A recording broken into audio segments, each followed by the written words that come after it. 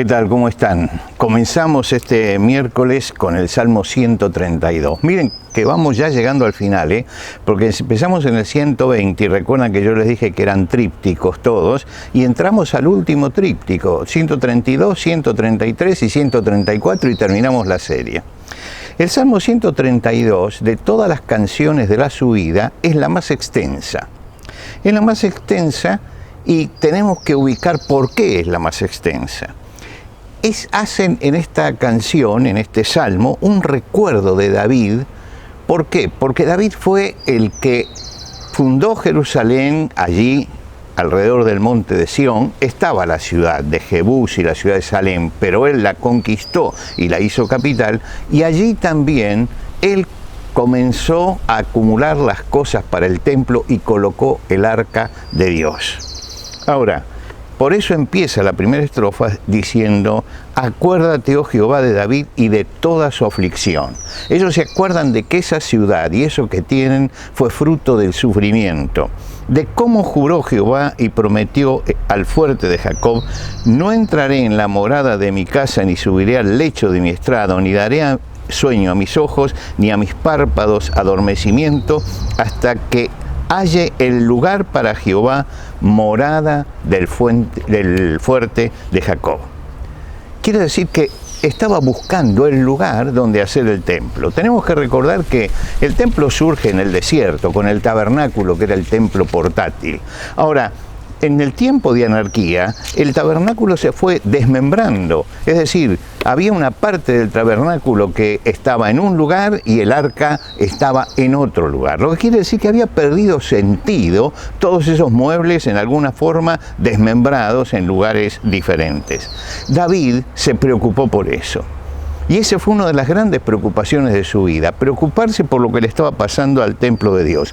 Y entonces el Salmo empieza recordando la fidelidad de David y el sufrimiento de David, que no claudicó. Le había prometido a Dios eso y él no claudicó hasta cumplir su promesa.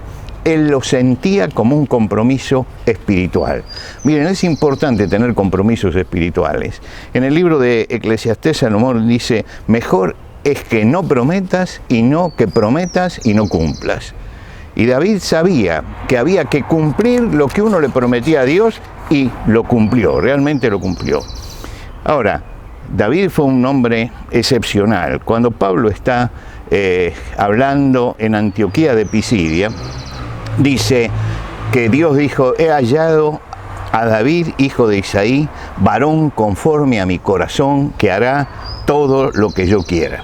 Y esto es lo que exaltaban en ese momento, que ellos tenían allí la figura de David y le agradecían justamente a ese rey, que ya era historia, por todo lo que había hecho por establecer el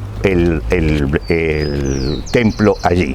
Ahora, la segunda estrofa dice: aquí en Efrata lo oímos, lo hallamos en los campos del bosque, entraremos en su tabernáculo, nos postraremos ante el estrado de sus pies.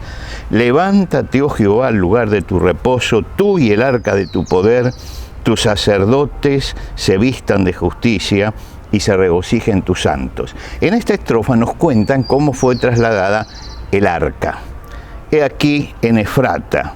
Efrata alude al lugar donde estaba el arca, que era Kiriat Jearim. En Kiriat Jearim, el lugar donde estaba el arca, había un bosque. Entonces dice: las hallamos en un campo de un bosque.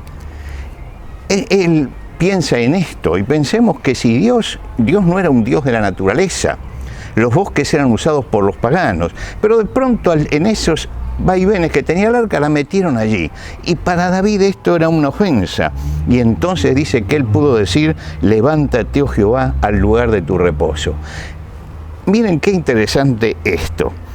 Dice el libro de Números que cuando el arca se movía, Moisés decía: levántate, oh Jehová, y sean dispersados tus enemigos. Ahora se dice que David dijo: levántate, oh Jehová, para llevarlo al lugar de reposo.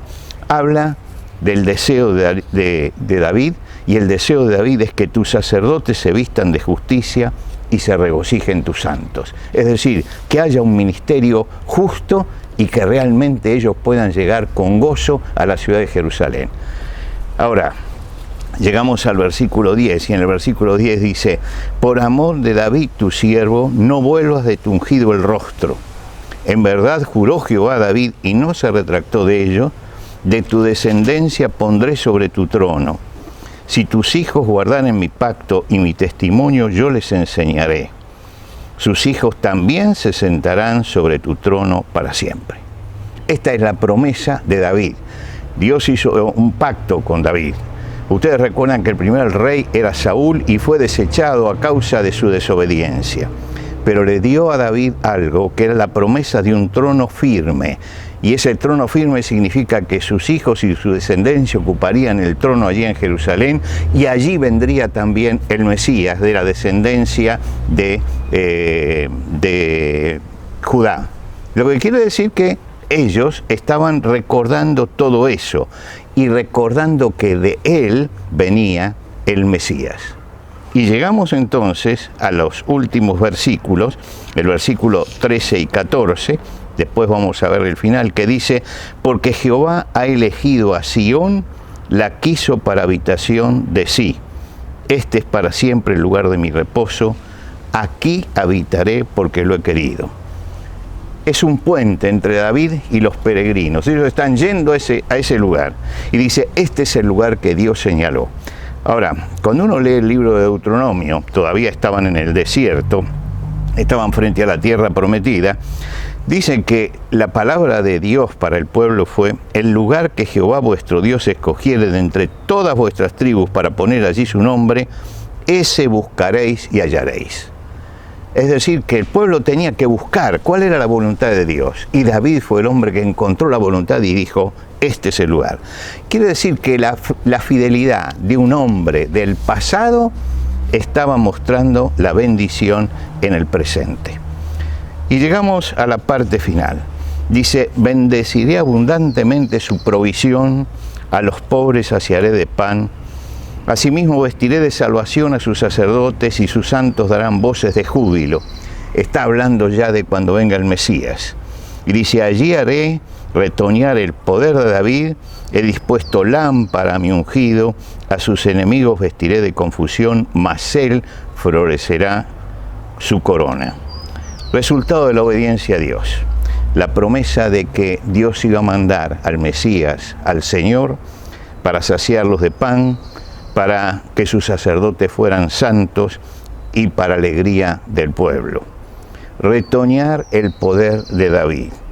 En Isaías, el capítulo 11, el versículo 1, Dios dice: saldrá una vara del tronco de Isaí y un vástago retoñará de sus raíces. Quiere decir que está diciendo que de Isaí, que era el padre de David, dice: de ahí va a venir el Mesías. Isaías dice: retoñará.